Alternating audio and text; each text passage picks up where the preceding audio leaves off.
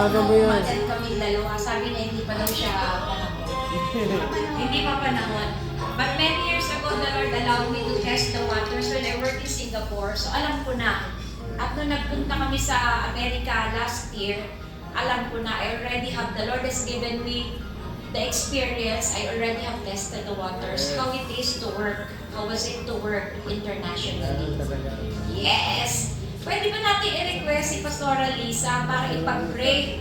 Para mahawaan tayo ng anointing na international mission dyan! Di ba?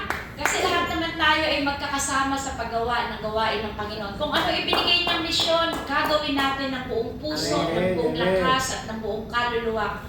Kasi the only thing that we would want to hear from our Master is, well done, good and faithful servant. Come now, enter into my rest. Amen. Ipag-pray niyo po si Pastora Ben. Total ate naman kayo eh. Oo.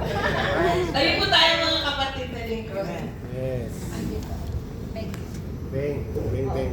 50 years. Palakpakan po natin ang Panginoon. Another year, Lord God, sa buhay po ng aming kapatid na Sister Beng, Pastora Beng, oh God. And I pray, Lord, na sa pagpasok niya sa panibagong yugto ng kanyang buhay, Panginoon, thank you for the revelation that you have given to her, oh God, that I believe that you are calling her also to serve in the nations. And I pray, oh Lord God, na ito ay maging hakbang ng kanyang pananampalataya sa iyo, her devotion to you, her love for you, and obeying you, oh Lord God, in order to let your name be lifted up in her life, Lord God. I pray, Panginoon, na patuloy mo pong patibayin ang pananampalataya ng aming kapatid na ito, na sa kanyang paglilingkod, Panginoon, pagpalain mo, hindi lamang ang kanyang buhay, kundi 10 ng kanyang sambahayan, Panginoon, at ng iglesyang kanyang kinapapalooban, maging ang organisasyon na ito na ginagamit mo, Panginoon, upang mamulat siya sa mas mataas na katawagan na ibinigay mo po sa kanyang buhay, Panginoon. And I pray that you will continue to prove yourself faithful to her, O God,